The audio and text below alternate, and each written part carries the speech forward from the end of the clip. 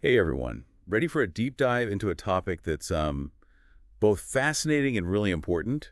We're going to be tackling schizophrenia today. Yeah, it's definitely a complex one. It is, and you've probably heard of it, but did you know that only about 1 in 7 people with schizophrenia fully recover?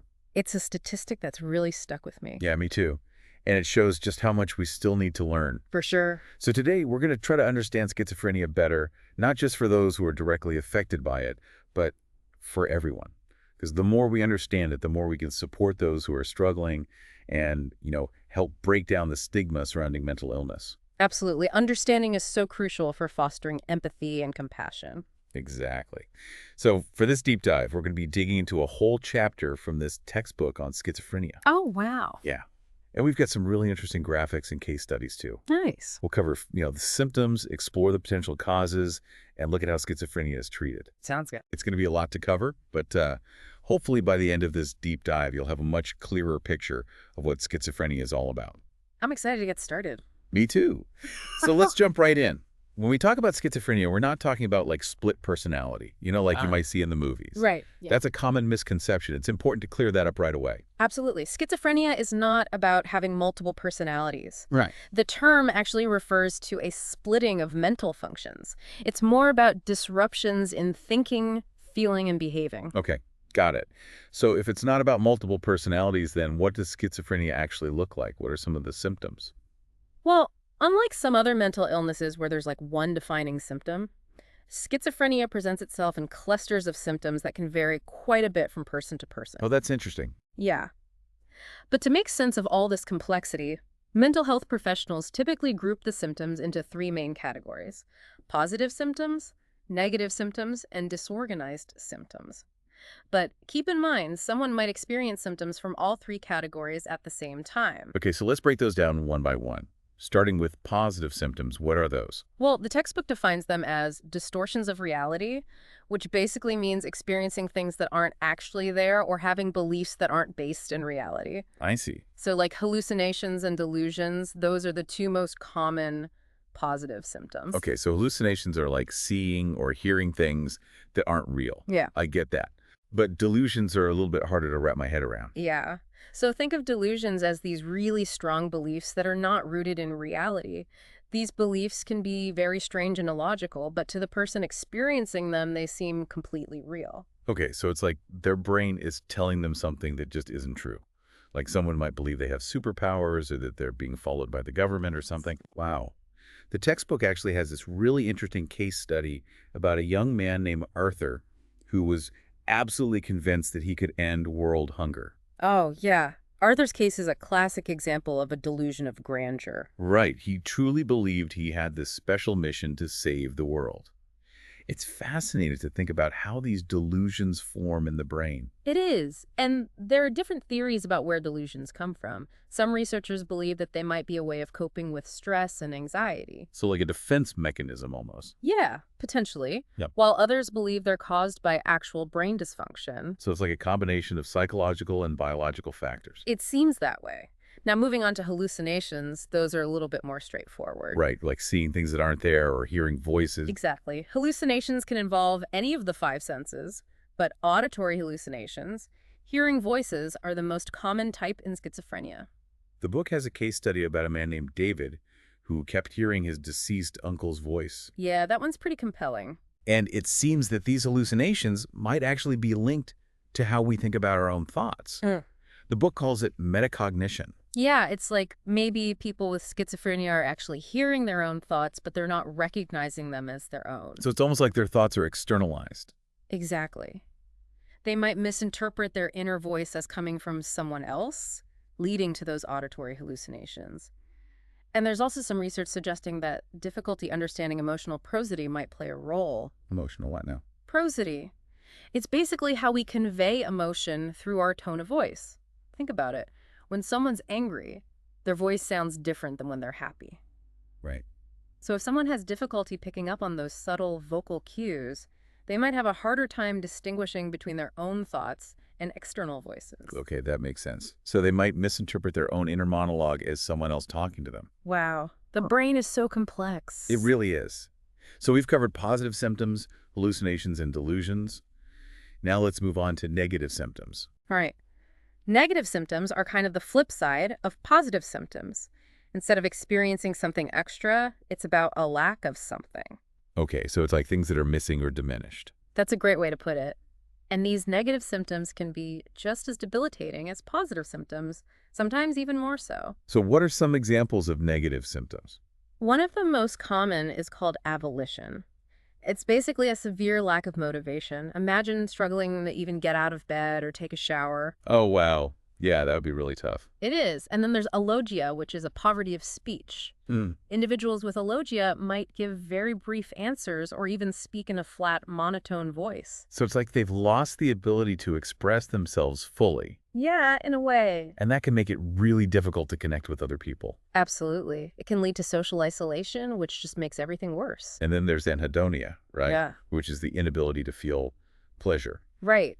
Things that used to bring joy just don't anymore, and that can be really hard to deal with. And often going along with anhedonia is flat affect. Yeah, that's basically a lack of emotional expression. It's like their face doesn't show any emotion, even though they might be feeling things inside. So it's not that they don't have emotions, it's that they're struggling to express them. Exactly. And there's actually some fascinating research using computer analysis of facial expressions to study this objectively. Really? Yeah, they can pick up on these subtle nuances that we might miss with the naked eye. Pretty cool, huh? Definitely. It's amazing how technology is helping us understand these complex conditions better. It really is. Okay, so we've tackled positive and negative symptoms. Now let's move on to those disorganized symptoms. All right. Disorganized symptoms are all about erratic behaviors and thought processes.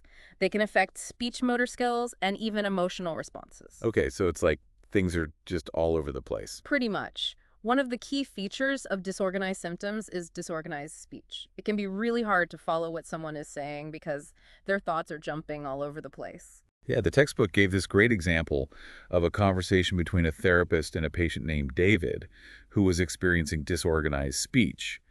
He would start talking about one thing and then completely derail onto something totally unrelated. Like he was asked why he was in the hospital and he went on this whole tangent about opportunity knocking. Oh yeah, David's case, that's a classic example of what we call tangentiality. It's like they go off on these tangents and never actually answer the question. Right. And then when the therapist asked about his deceased uncle, he jumped from fishing to hunting to suddenly threatening the therapist. It was wild. It shows just how unpredictable disorganized speech can be. It would be really hard to have a conversation with someone like that. It can be very challenging. And then there's inappropriate affect, which is basically showing emotions that don't fit the situation. So like laughing at a funeral or something. Yeah, exactly. Or like getting really angry when someone offers them a compliment. Yeah. It's like their emotional responses are just out of sync with what's going on around them. And then there's disorganized behavior, which can manifest in all sorts of ways. Yeah, from hoarding objects to neglecting personal hygiene to pacing back and forth for hours. It can be really disruptive to their daily lives. And finally, there's catatonia, which is one of the more unusual symptoms. Yeah, catatonia is basically a spectrum of motor dysfunction. So it's like problems with movement. Right. On one end of the spectrum, you have this extreme agitation where people are constantly moving, pacing around, repeating the same movements over and over again. And then on the other end, you have catatonic immobility, where people become completely still, sometimes even holding unusual postures for hours. Wow. It's hard to imagine those two extremes existing within the same symptom. It is. And there's also this strange phenomenon called waxy flexibility, where someone's limbs can be moved into different positions and they'll just hold them there like a mannequin. It's kind of eerie. It sounds like something straight out of a horror movie. I know, right? It's definitely one of the more striking symptoms of schizophrenia. So for a diagnosis of schizophrenia, someone needs to have at least two of these major symptoms for a significant portion of time. Right, for at least 1 month. Yeah. And at least one of those symptoms has to be either delusions, hallucinations, or disorganized speech. And it's important to remember that even though the DSM-5 has moved away from those old subtypes of schizophrenia like paranoid, catatonic, and disorganized, understanding those categories can still be really helpful. Right, because they highlight the different ways that this disorder can present itself. So even though there are common symptoms, the way those symptoms combine and manifest can be very different from person to person. Exactly. It's all about recognizing those individual differences and tailoring treatment accordingly. Speaking of other presentations, the book talks about other disorders that fall under this broader umbrella of schizophrenia spectrum and other psychotic disorders. Right. So it's not just schizophrenia, but a whole range of disorders that share some of the same features. And understanding these other disorders can help us see the bigger picture. Absolutely. It shows us that psychosis isn't always a lifelong condition. Oh, interesting. Yeah. So, for example, there's schizophreniform disorder, which is basically like schizophrenia's shorter-lived cousin. The symptoms are very similar, but they only last for a few months. So it's like a temporary episode of psychosis. Exactly. What about schizoaffective disorder? That one sounds like a combination of schizophrenia and a mood disorder. You got it. It's basically when someone experiences the psychotic symptoms of schizophrenia along with significant mood swings, like you might see in bipolar disorder or depression. So you could have hallucinations or delusions alongside periods of intense sadness or mania. Right. It's like a double whammy. And that must make it really hard to diagnose and treat. It can be. What about delusional disorder? That one seems pretty straightforward. It is, in a way. It's all about those persistent delusions. But unlike schizophrenia, you won't see those prominent hallucinations or disorganized speech. So someone with delusional disorder could function relatively well in most areas of their life, except for this one very specific delusion that they just can't shake. That's right. And there are actually different types of delusional disorder, each with its own theme. Like erotomanic delusions, where someone believes a famous person is in love with them. Oh yeah, I've heard of that one. Or grandiose delusions, where someone thinks they have exceptional talents or are a person of great importance. And then there are persecutory delusions, where someone's convinced that they're being conspired against or harmed. It's like their brain is creating these elaborate stories that just aren't true. It is, and it can be very distressing for the person experiencing them. I can imagine. Okay, so we've got schizophreniform disorder, schizoaffective disorder, and delusional disorder. Any others? We've also got brief psychotic disorder, which involves a sudden onset of psychotic symptoms that lasts for less than a month. It's often triggered by a major stressor. So like a really intense but short-lived episode of psychosis. Kind of like what happened to Arthur, the young man who thought he could end world hunger. Exactly. Arthur's case is a classic example of brief psychotic disorder. And thankfully, after an episode like this, people typically return to their previous level of functioning. That's good to hear. So is that all of them? Well, there's one more that's worth mentioning, although it's still being considered for inclusion in the DSM-5. Oh, really? What's that one? Attenuated psychosis syndrome. Think of it as like a potential early warning sign for schizophrenia. Interesting. Yeah, so people with attenuated psychosis syndrome might experience some mild psychotic symptoms, but they're aware that these experiences are unusual. So they have some insight into their condition.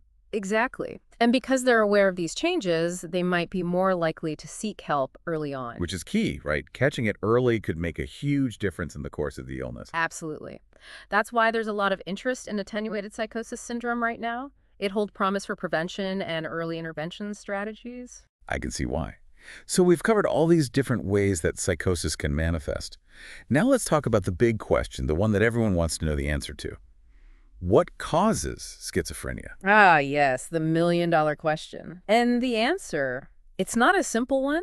Schizophrenia is complex, and its causes are complex, too. Figures. It's not just one thing. It's a whole bunch of factors working together. A perfect storm. Exactly. We're talking genetic predispositions, neurobiological abnormalities, environmental influences. It's all intertwined, like a big puzzle with a bunch of missing pieces. So it's not as simple as saying, this gene causes schizophrenia, or this traumatic experience causes schizophrenia. Nope.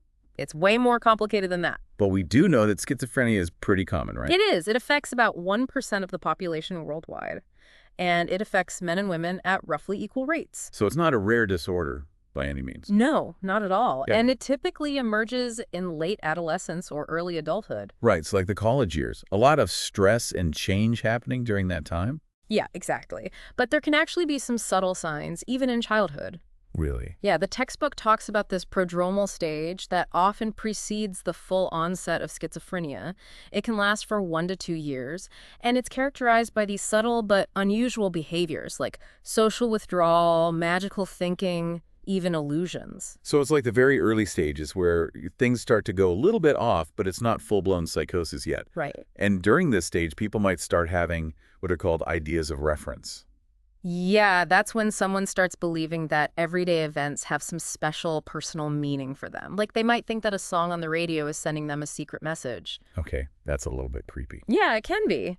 And they might also engage in what we call magical thinking, where they believe they have special powers or that they can control things with their So minds. like telekinesis or something. Exactly. Wow, so it's like this gradual progression where their thinking becomes more and more detached from reality. Right. And while not everyone who experiences a prodromal stage will go on to develop schizophrenia, it is a period of increased risk. That's why recognizing those early warning signs is so crucial. Absolutely. Early intervention can make a big difference. Okay, so let's start digging into some of those potential causes, starting with genetics. All right. There's a lot of evidence that genetics plays a role in schizophrenia. We know this from family studies, twin studies, and adoption studies. So basically, the more closely related you are to someone with schizophrenia, the more likely you are to develop it yourself. That's the general idea. And I remember reading about those fascinating twin studies. Yeah, those are really interesting. Identical twins who share 100% of their genes have a much higher concordance rate for schizophrenia than fraternal twins who share about 50% of their genes. And the textbook actually highlights a really captivating case study about the Genane quadruplets. Wait, there were identical quadruplets who all developed schizophrenia. Yeah, it's a pretty wild case. And it really highlights the complex interplay between genes and environment. How so? Well, even though they shared the same genes and grew up in the same household, they all had different experiences. Yeah, that makes sense. Think about it, even identical twins have different prenatal environments, different friends, different interactions with their parents. And all of those little differences can have a big impact on how genes are expressed. So even though they had the same genetic blueprint, they weren't exposed to the exact same environmental factors. Exactly. And this is where the concept of unshared environments comes in. Even within the same family, each individual has their own unique set of experiences that can shape their development. So the environment clearly plays a role too. It's not just about genetics. Right. And adoption studies have provided even more evidence for this gene-environment interaction. Oh, how so? Well, children who are born to mothers with schizophrenia but are raised by adoptive parents without schizophrenia still have an increased risk of developing the disorder. So the genetic predisposition is there, but it's not destiny. Exactly. A loving, supportive, and stable environment can actually act as a protective factor. That's really good to know. And the Finnish adoption study is a great example of this. They found that children with a genetic risk for schizophrenia were much less likely to develop the disorder if they were raised in healthy, stable families. That's really encouraging. It is. It shows us that the environment can make a real difference. So what else are researchers looking at in terms of the genetic underpinnings of schizophrenia? Well, beyond those family, twin, and adoption studies, researchers have been using linkage and association studies to try to pinpoint the specific genes involved. And what have they found?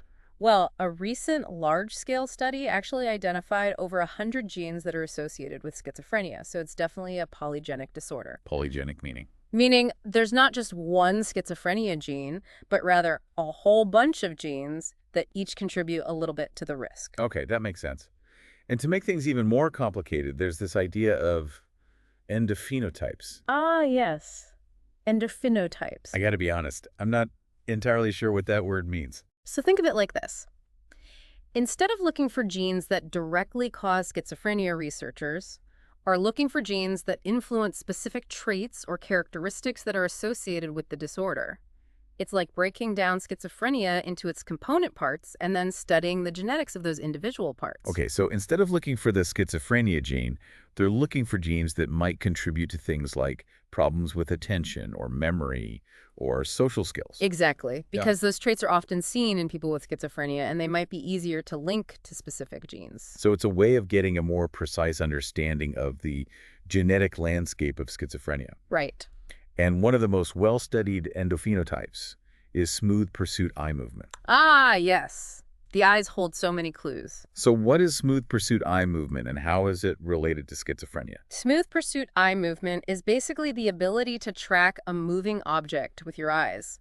Think about watching a tennis match. You have to smoothly follow the ball back and forth. Well, people with schizophrenia often have difficulty with this. Their eye movements tend to be jerky, and they have trouble keeping their eyes on the target. Oh, that's interesting. And it turns out that this difficulty with smooth pursuit eye movement seems to be heritable. Meaning? Meaning relatives of people with schizophrenia are more likely to have problems with smooth pursuit eye movement too, even if they don't have schizophrenia themselves. So it's like a little clue hidden within the visual system that might be linked to the genetic underpinnings of schizophrenia. Exactly. Pretty cool, huh? Definitely. So genetics plays a big role, but it's not the whole story. What about neurobiological factors? What's going on in the brain itself? Well, a lot of research is focused on neurotransmitters, especially dopamine. Dopamine, the feel-good chemical. That's the one. But it's not just about feeling good. Dopamine is also involved in movement, attention, motivation, and a whole bunch of other important functions. And for a long time, the dominant theory of schizophrenia was the dopamine hypothesis, which basically said that schizophrenia is caused by too much dopamine in the brain. Right. And there's actually a fair amount of evidence to support this idea. For example, antipsychotic medications, which are effective in treating schizophrenia, work by blocking dopamine receptors. So if blocking dopamine helps reduce symptoms, it would make sense that an excess of dopamine might be causing those symptoms in the first place. Exactly. And we also see that drugs that increase dopamine activity, like amphetamines, can actually make psychotic symptoms worse. So there's definitely a connection there. But it seems like the dopamine hypothesis has gotten a little bit more nuanced over time. It has. It's not just about an overall excess of dopamine, but rather about an imbalance in different dopamine pathways and receptor types in the brain. So like some areas of the brain might have too much dopamine while other areas might not have enough. Exactly. And that imbalance can throw things off in a big way. So it's not just about the amount of dopamine, but about where it's going and what it's doing in the brain. Right. It's all about that delicate balance.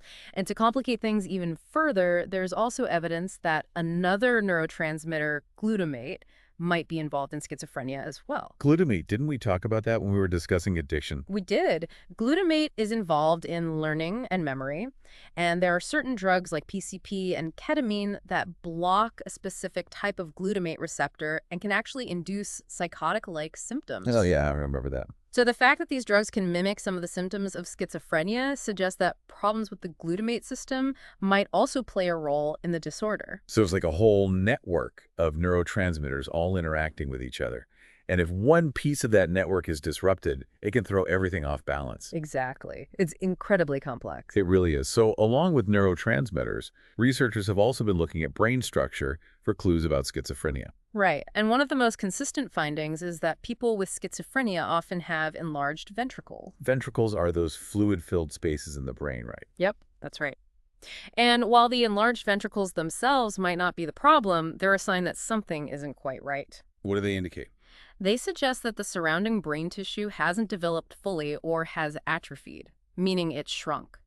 And this isn't a sudden change. It seems to be a gradual process that might even start before birth. So like those early brain insults we were talking about, like prenatal exposure to viruses or problems during pregnancy or delivery, could be setting the stage for these structural changes in the brain. That's one theory. And in addition to the ventricles, researchers have also been looking at the frontal lobes, especially a region called the dorsolateral prefrontal cortex, or DLPFC. The DLPFC, what's so special about that? It's basically the control center of the brain. It's involved in all those higher level functions like planning, decision-making, working memory, all the stuff that helps us navigate the world effectively. And studies have shown that the DLPFC is often underactive in people with schizophrenia. Right. They call it hypofrontality. And this could explain some of those cognitive difficulties that people with schizophrenia often experience. So if the control center isn't working properly, it's going to have a ripple effect on everything else. Exactly. It can impact thinking behavior, emotional regulation, the whole shebang. This is like this domino effect. Early brain insults might lead to these structural changes, which then affect neurotransmitter systems and brain function, ultimately leading to the symptoms of schizophrenia. That's a great way to put it. It's a complex chain of events, and researchers are still working to unravel all the pieces of the puzzle. And that brings us to those prenatal and perinatal influences, which seems to be a hot topic in schizophrenia research these days. It is. We're learning more and more about how those early experiences can impact brain development and potentially increase the risk for schizophrenia. We touched on it earlier with the enlarged ventricles. Right, but there's more to it than that, right? There is. For example, prenatal exposure to viral infections, particularly during the second trimester, has been linked to an increased risk of schizophrenia. The textbook actually mentions a fascinating study from Finland that looked at this. What did they find? They found that women who were exposed to the flu during their second trimester of pregnancy were more likely to have children who later developed schizophrenia. Pretty crazy, It isn't it? is. But how do they know it was the flu that caused it? Couldn't it be some other factor? That's the tricky part. It's really hard to tease apart cause and effect in these studies. It's possible that the same genetic factors that make someone vulnerable to schizophrenia might also make them more susceptible to viral infections. It's that chicken and egg problem. Right. It's hard to know what came first, but it's still really important information to have. Oh, absolutely. It helps us identify potential risk factors and hopefully develop strategies for prevention. Okay, so prenatal infections are on the radar. What about other environmental factors like stress? Does stress play a role in schizophrenia? Oh, definitely. Stress is a biggie.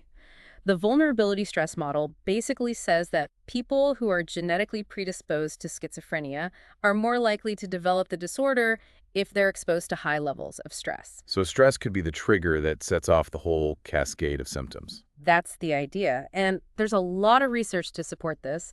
Studies have shown that people with schizophrenia are more likely to have experienced stressful life events in the weeks or months leading up to their first psychotic episode. Like a major life change or a traumatic event. Exactly. And the book even mentioned a study that looked at the impact of the Northridge earthquake on people with schizophrenia. Oh yeah, that was a big one. It was. And the researchers found that people with schizophrenia experienced a lot more stress-related symptoms after the earthquake than people without mental illness. So the stress of the earthquake might have actually triggered or worsened their psychotic symptoms. That's what the researchers think. And they also found that people with schizophrenia were more likely to use avoidant coping strategies to deal with the stress. Avoidant coping strategies. What does that mean? It's like trying to ignore the problem or withdraw from stressful situations, which, might work in the short term, but in the long run, it doesn't really solve anything. Yeah, it's like sweeping the problem under the rug. It's still there. Exactly. And it can actually make things worse over time. So stress can not only trigger the onset of schizophrenia, but it can also contribute to relapses. Right. Which is why learning healthy coping skills is so important for people with schizophrenia. Makes sense. And speaking of stress, the book mentioned this concept called expressed emotion, or E, and how it relates to relapses in schizophrenia. Oh, yeah, EE. That's basically a communication style within families that can be really stressful for the person with schizophrenia. So like a family that's constantly criticizing the person with schizophrenia Yeah. or getting overly involved in their lives. Exactly. They call it high EE, and it can be pretty intense. And studies have shown that people with schizophrenia who live in these high E families are more likely to relapse. It's true. It's like the stress of those family interactions can actually trigger those psychotic symptoms. Wow, that's pretty powerful. So the family environment can actually make a big difference in the course of the illness. It can. And it's important to remember that this isn't about blaming families. It's about recognizing the impact of those family dynamics and finding ways to make those interactions more supportive and less stressful. Right. So it's not about fault. It's about finding solutions. Exactly. And thankfully, there are interventions that can help families reduce EE and create a more positive and supportive environment for their loved one with schizophrenia. That's great to hear. Well, this has been an incredibly insightful conversation so far. We've covered a lot of ground in just this first part of our deep dive. We've explored those three main categories of symptoms: positive, negative, and disorganized. We've talked about the complex interplay of genes, brain chemistry, and environmental factors that might contribute to schizophrenia. And we've even touched on some of the other disorders that fall under that broader umbrella of schizophrenia spectrum and other psychotic disorders. It's been a whirlwind. But I think we're starting to get a much better understanding of this complex and often misunderstood disorder. We are. But there's still so much more to uncover. In our next segment, we'll delve into the various treatment approaches for schizophrenia. Stay tuned. This deep dive is just getting started. We'll be right back. It's amazing to think about how far we've come in terms of treatment for schizophrenia. We've moved so far beyond those historical treatments. Things like insulin coma therapy and psychosurgery. Oh yeah, those sound pretty scary. Yeah, those were often, more harmful than helpful. Right, Thankfully, we've come a long way since then. definitely. So today, the focus is on a much more integrated approach, right? Combining medication with psychosocial interventions. Exactly. It's about addressing both the biological and psychological aspects of schizophrenia. Okay, so let's start with those biological interventions, Yeah. particularly the medications. Okay. Antipsychotic medications have been a real game changer for many people with schizophrenia. The introduction of those first-generation antipsychotics like Haldol and Thorazine back in the 1950s was a huge breakthrough. Yeah, the book talks about how those medications helped reduce those positive symptoms like the hallucinations and delusions. Right. They help people think more clearly and, engage with the world around them in a more meaningful way. But they came with a whole bunch of side effects, right? Yeah, unfortunately. Some of the side effects could be pretty severe. The book mentions something called extrapyramidal symptoms. Yeah. Those are basically movement disorders, like you might see in Parkinson's disease. Things like tremors, muscle rigidity, slow movements. Oh gosh, that sounds awful. Yeah, it can be pretty debilitating. And then there's tardive dyskinesia, which involves these involuntary movements of the face's tongue and jaw. And that one can be permanent, right? Even after you stop taking the medication. Unfortunately, yes. And it's really hard to treat. So while those first-generation antipsychotics were helpful for a lot of people, they weren't a perfect solution. Right. Which is why researchers started developing second-generation antipsychotics, also known as atypical antipsychotics. Like risperidone and olanzapine. Exactly. And there was a lot of hope that these newer medications would be more effective and have fewer side effects. Did that pan out? Well, not really. Large-scale clinical trials found that they weren't necessarily more effective or better tolerated than the older drugs. Oh, that's disappointing. Yeah. It's a reminder that there's no magic bullet for schizophrenia. What works for one person might not work for another. So it's all about finding the right medication at the right dose for each individual person. Exactly. And working closely with the doctor to manage any side effects. But medication isn't the whole story, right? Even if you find the perfect medication, there's still the issue of compliance. Oh yeah, compliance is a huge issue.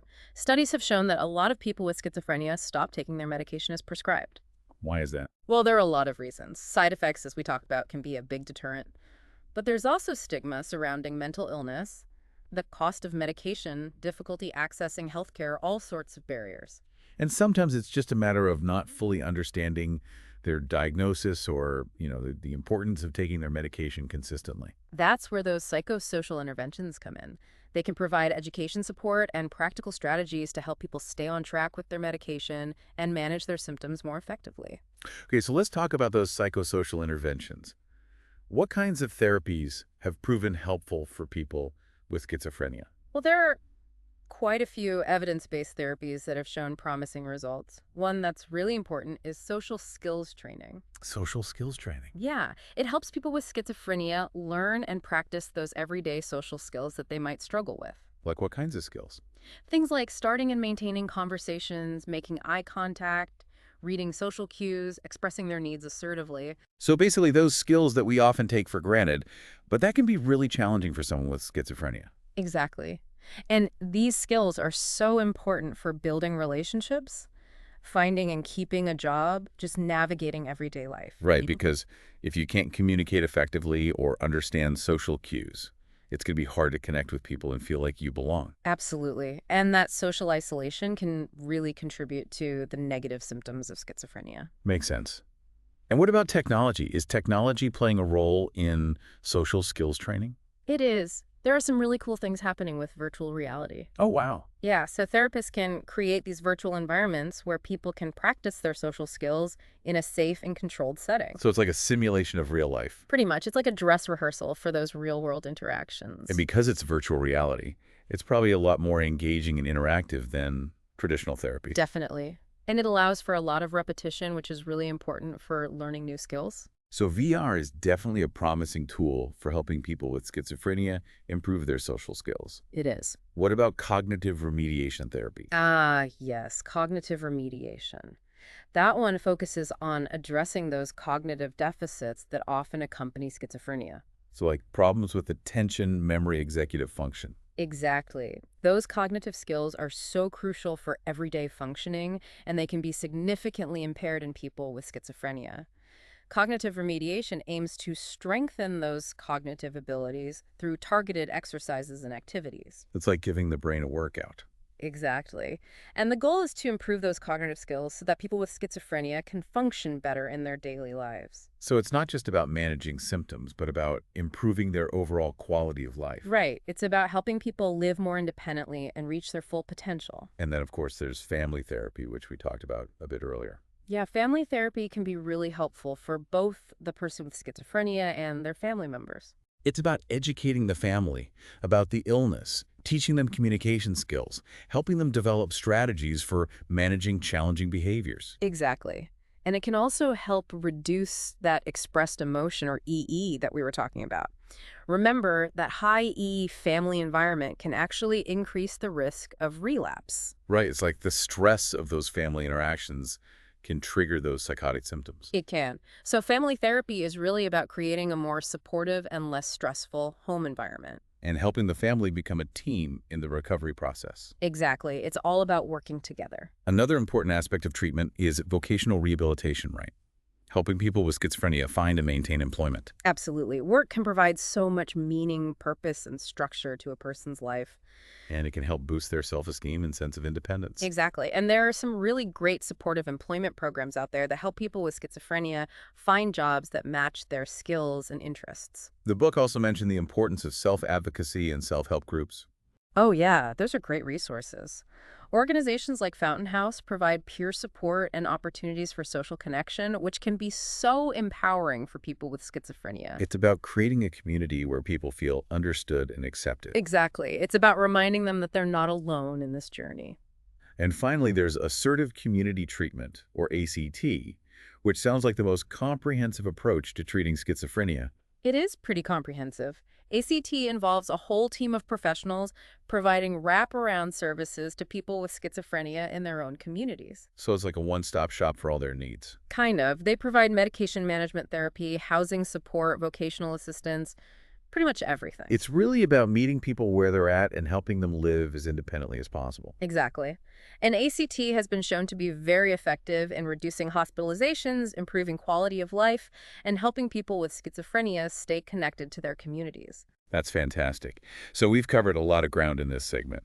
From medications to therapies to community support programs, there are so many different ways to approach the treatment of schizophrenia.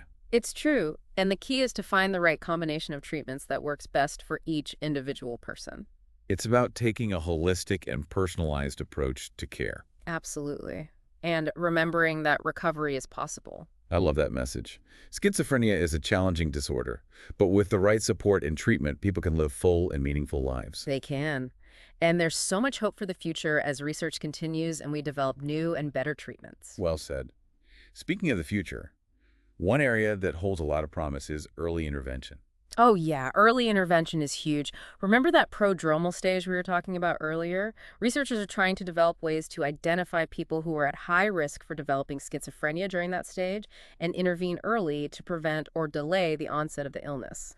So it's like catching it before it fully takes hold. Exactly. And early intervention programs often combine antipsychotic medication with therapy and social support to help manage those early symptoms and develop coping skills. And we've seen how important those supportive environments are. Absolutely. Reducing stigma, creating communities where people with schizophrenia feel understood and accepted, all of that plays a huge role in recovery. It's all about creating a world where mental illness is treated with the same compassion and understanding as any other illness. I couldn't agree more. Well, this has been an incredibly informative and inspiring conversation. I feel like I've learned so much about schizophrenia in just these past two segments. Me too. It's such a complex topic, but it's so important to talk about it and break down those stereotypes and misconceptions. For sure. And for anyone listening who's been touched by schizophrenia, either personally or through a loved one, remember that you're not alone. There are resources available, there's hope for recovery, and there are people who care. And if you're looking for more information or ways to get involved, we'll be sure to include some helpful links in the show notes. Perfect. Well, that wraps up our deep dive into schizophrenia for today. Thanks for joining us. We'll be back next time with another fascinating topic. Until then, stay curious. It was great to hear about all the research and all the progress that's being made in treatment. But before we go, I'd love to talk a bit more about the human side of schizophrenia. Like, the book mentions this concept of recovery, and it's not just about, getting rid of symptoms. It's about something bigger than that, right? You're right. It's not just about symptom reduction. It's about empowering people with schizophrenia to live full and meaningful lives, even with the challenges of the illness. So it's about seeing the person beyond the diagnosis. Exactly. It's about recognizing their strengths, their aspirations, their individual goals. And recovery looks different for everyone. It's a journey, not a destination. I love that. A journey, not a destination. And it seems like supportive communities and those social connections play a huge role in that journey. Absolutely. We've talked a lot about the negative impact of stigma. But imagine the opposite. Imagine a community where someone with schizophrenia feels understood, accepted, and supported. That can make a world of difference in their recovery. It's about fostering hope and belonging. It's about reminding them that they're not alone. Exactly. And there are so many ways to create these supportive environments, from simple acts of kindness and understanding to advocating for mental health services and resources. We all have a role to play. Well said. Now, I'm also curious about this idea of prevention. The book mentioned a study from Denmark, the Mednick and Scholzinger study, where they followed children who were at high risk for schizophrenia because their mothers had the illness. Oh, yeah, that was a really important study. They followed these kids for years, and they identified several factors that increase the risk of developing schizophrenia. Like what kinds of factors? Things like pregnancy and delivery complications, separation from their mothers, and having an unstable family environment. So those early childhood experiences can really have a lasting impact. They can. But here's the encouraging part. They also found that a stable and supportive family environment could actually offset some of that genetic risk. So even if you have a family history of schizophrenia, a loving and nurturing environment can make a real difference. Exactly. It really highlights the power of early intervention and the importance of creating supportive environments for kids who might be vulnerable to developing mental illness. This has been such a fascinating and informative deep dive. We've covered so much ground, from the history of schizophrenia to its symptoms to the possible causes and the latest treatment approaches. And we've also talked about the importance of recovery and the power of community. It's been great. I hope this conversation has helped to shed some light on this complex and often misunderstood disorder. It definitely has. And if you're listening and you've been touched by schizophrenia, either personally or through a loved one, remember that you're not alone. There are resources available, there is hope for recovery, and there are people who care. And if you'd like more information about schizophrenia or ways to get involved, we'll be sure to include some helpful links in the show notes. That's great. Well, that wraps up our deep dive into schizophrenia for today. Thanks for joining us. We'll be back next time with another fascinating topic. Until then, stay curious.